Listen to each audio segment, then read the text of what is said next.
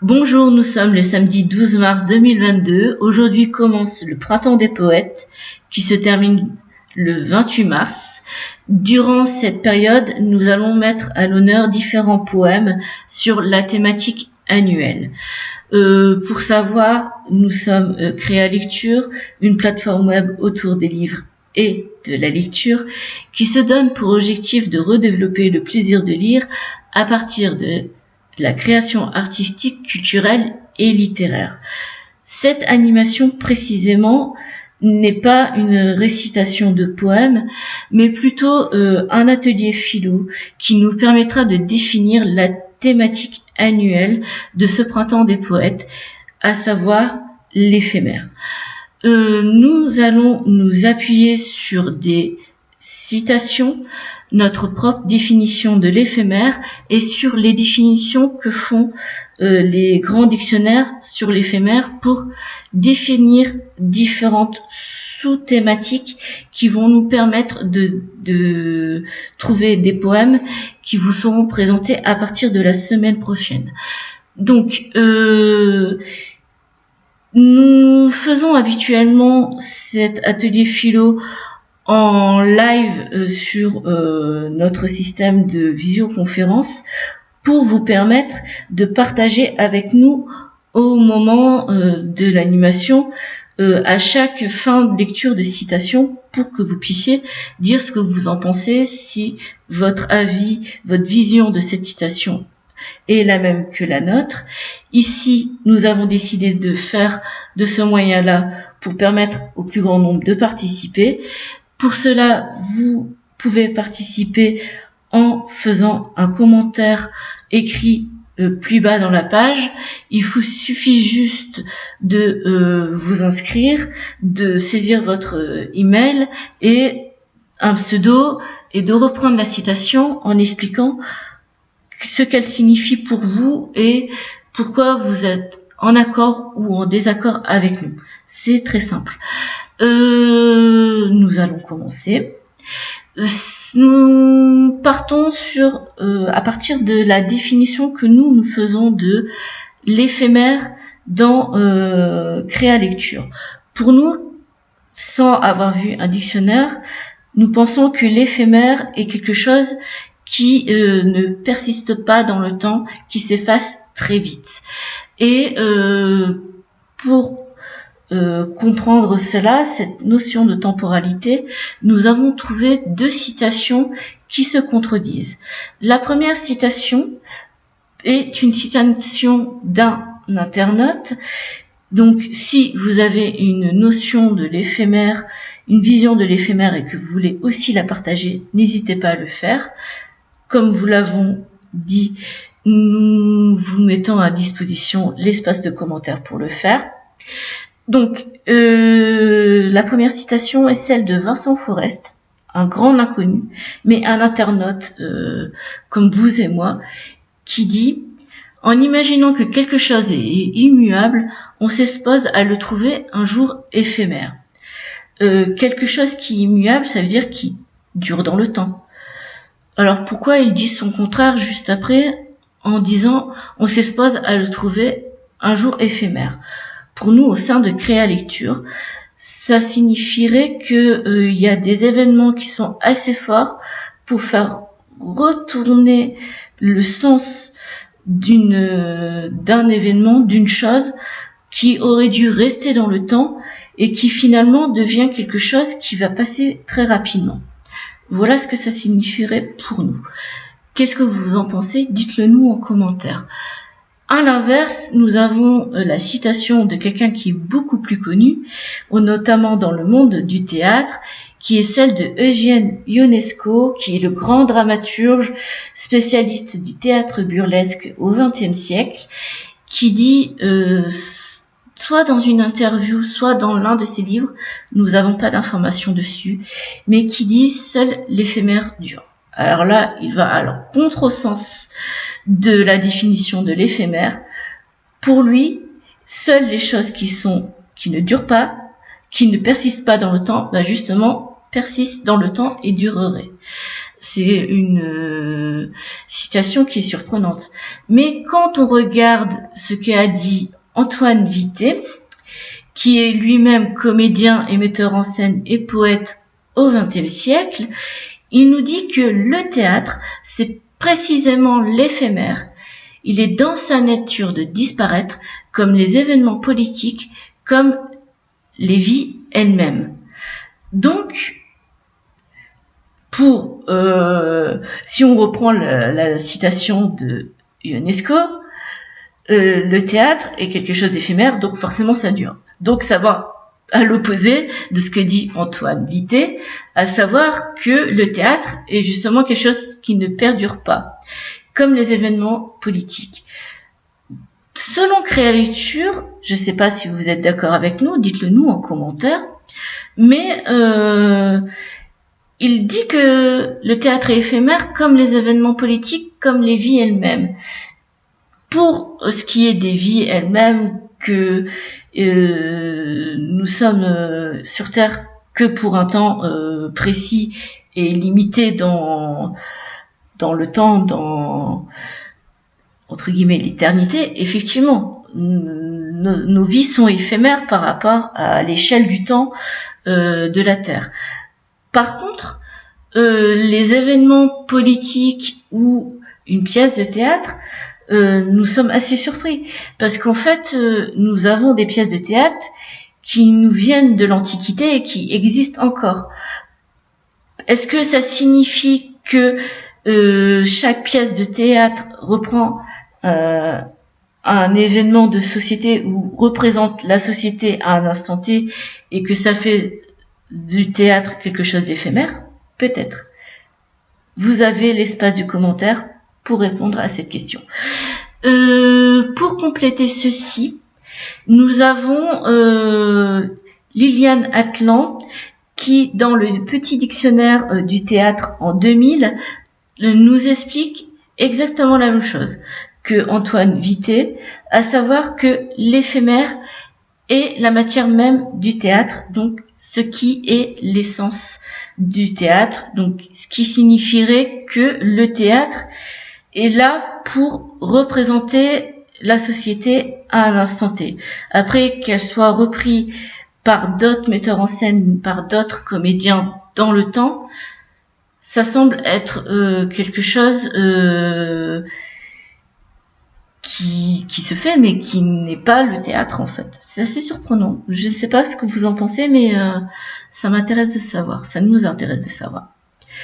Ça reprend l'idée de Dominique Fernandez qui sort du théâtre tout en l'englobant en parlant de l'art en général. Le théâtre est un art parmi d'autres, hein, bien entendu. Et donc Dominique Fernandez, qui est romancier et spécialiste du baroque français, au XXe siècle également, est passionné de la culture italienne, il nous dit que le but même de l'art étant d'immortaliser l'éphémère. C'est ce que nous venons d'expliquer. Que une pièce de théâtre, mais ça peut être une photo, ça peut être un film, c'est surtout un livre, ça reprend sa photographie, un événement à un instant T ou une vie sur une courte période dans l'échelle du temps. Donc, dites-nous ce que vous en pensez. Est-ce que l'art est plutôt pour vous quelque chose d'éphémère? Est-ce qu'il permet, comme le dit Dominique Fernandez, d'immortaliser cet éphémère, donc de faire en sorte que ce qui aurait dû rester, qui aurait dû disparaître avec le temps, devient finalement quelque chose qui persiste, ou si au contraire, ça va disparaître un peu comme tout, comme nous. On sort de l'art pour entrer dans la thématique de l'amour et nous avons trouvé la citation de Jean-Bertrand Pontalis dans son livre La traversée des ombres qui nous dit « Aimer par tous ses sens l'éphémère ». Alors, aimer, c'est pas... c'est écrit à l'infinitif. mais ça laisse quand même penser que ça pourrait être un conseil ou un ordre.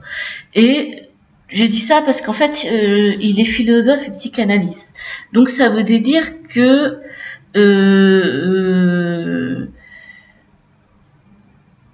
on doit vivre sur le moment et pas en pensant au temps qui passe, en fait. C'est ce que je comprends, en fait. Un peu carpe diem. Est-ce que je me trompe est-ce que nous nous trompons sur cette définition ou pas? C'est largement possible. À voir, notamment dans la lecture de la traversée des ombres. S'il y a des personnes qui l'ont lu, nous allons reprendre les différents livres et en faire des fiches livres. N'hésitez pas à donner votre avis dans cet atelier philo, dans la plateforme, mais aussi dans la fiche livre qui correspond. Ensuite, nous sortons de l'amour et nous passons à quelque chose, ou quoique, qui est très matériel. Ça, je vais pas être capable de le dire, je vous laisse lire tout seul. Ça vient sans doute de l'Indien, qui nous dit que ce qui est matériel et éphémère, et ce qui est non matériel, donc immatériel, et éternel. Bah, ça me paraît logique. Hein. Un téléphone portable va durer un temps, alors que nos pensées, par exemple, une pièce de théâtre qui est rejouée à l'infini tout au long du temps de l'humanité, oui, elle persiste. Ça fait penser à les cris qui durent et la parole s'envole. C'est exactement la même chose. Voilà. Ensuite, nous avons l'idée de la chose qui s'envole. Il y a Marc Lévy dans Et si c'était vrai, qui nous explique selon lui que les bons souvenirs ne devraient pas être éphémères. Tout est dit en fait. Oui, effectivement, un souvenir ne devrait pas être éphémère et devrait persister à vie. J'ai des idées en tête, mais en fait, finalement, nous souhaiterions que vous puissiez nous expliquer en quoi vos bons souvenirs vont persister alors que le temps voudrait qu'ils s'effacent, ce qui est assez dramatique. Bon, dites-nous tout en commentaire. Ensuite, il y a, nous avons déjà travaillé sur différents poèmes, et il y a la notion de gloire qui est très importante. Il y a le parfumeur, Jean-Paul Guerlain, qui a dit la gloire est éphémère, seule la renommée est durable. Alors, cette fois-ci, ce n'est pas le terme d'éphémère qui est mis en doute, mais plus le terme de gloire et la renommée. Donc, la gloire serait quelque chose de positif, l'événement précis, et cet événement s'efface avec le temps, mais la renommée, elle qui est durable, serait donc le souvenir positif, si je comprends bien, et en faisant le lien avec les autres citations. Oui, pourquoi pas. Il faudrait définir ce qu'est réellement la gloire et la renommée. À voir.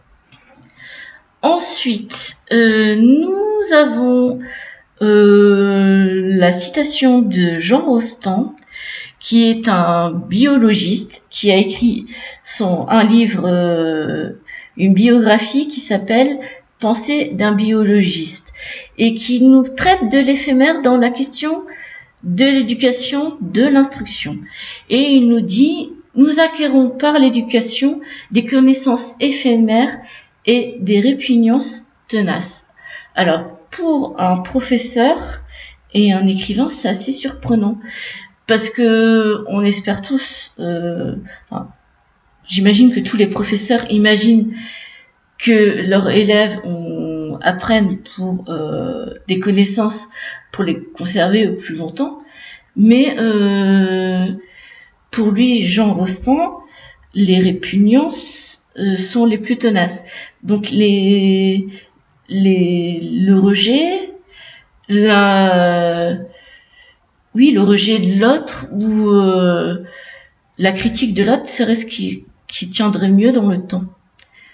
Est-ce que nous comprenons bien cette citation? Est-ce que vous êtes d'accord avec nous? Ça serait très intéressant de le savoir. Alors, après la question de l'éducation, de l'amour, du souvenir, de l'éphémère dans l'art et le théâtre et dans la temporalité, nous avons une dernière citation que là, nous devons dire dès à présent, nous la comprenons pas. Il s'agit d'une citation de Jules Renard dans son journal que j'imagine biographique, qui date de 1893-1898, et il dit « Pas de génie, mais de petits génies éphémères ». Alors que veut-il dire? Nous sommes à votre écoute pour comprendre ce qu'il a voulu dire, parce que là nous sommes assez perdus et ça nous intéresserait de savoir ce que vous en pensez. Peut-être ça pourrait être un point supplémentaire pour aborder les poèmes que nous allons traiter à partir de la semaine prochaine. Donc si vous avez comme nous l'avons expliqué tout au long de cette vidéo, des points, des choses à dire, à ajouter, à modifier ou à reprendre ce que nous avons dit parce que nous avons fait éventuellement une erreur, ou pour contredire ce que nous disons, vous avez l'espace commentaire pour le faire. Si vous avez des poèmes sur l'éphémère, idem. Vous pouvez, alors les mettez pas en commentaire, vous pouvez nous les envoyer grâce à notre formulaire contact ou à contact-créalecture.com. Nous avons presque terminé cette animation. Il ne nous reste plus qu'à définir réellement ce qu'est l'éphémère, comme l'indiquent les dictionnaires. Donc, comme l'explique le petit Robert, l'éphémère est ce qui ne dure pas dans le temps. Le Larousse rajoute un certain nombre de synonymes et d'antonymes. Et alors, il y a comme synonyme qui est très intéressant, c'est le terme de fugace. Et dans des termes contraires, il y aurait définitif. Ça nous paraît très important également, quelque chose qui serait pas définitif dans le temps. Et nous avons aussi la définition de l'Académie qui reprend ceci, qui dit qu'en premier sens, il s'agit de l'insecte ou de la fleur éphémère qui ne dure qu'une durée, et que par extension, on a défini l'éphémère comme quelque chose qui ne dure pas dans le temps. Et ils nous font quelques exemples, et notamment, ils sont assez revendicatifs, c'est pas le terme, mais ils sont assez surprenants parce qu'ils disent des ouvrages éphémères, des ouvrages qui ne sont pas restés dans les esprits. C'est assez virulent comme définition, comme exemple pour définir ce qu'est l'éphémère. Dites-nous tout en commentaire ce que vous en pensez de cette définition, parce que nous trouvons ça très très critique. Voilà, nous avons terminé avec cette animation, cet atelier philo. Si vous êtes intéressé par ce genre d'animation, n'hésitez pas à nous contacter, nous indiquerons comment vous y prendre pour participer au Printemps des Poètes qui va vraiment débuter à partir de la semaine prochaine pour Créalecture et à nos autres animations. Voilà, nous vous laissons.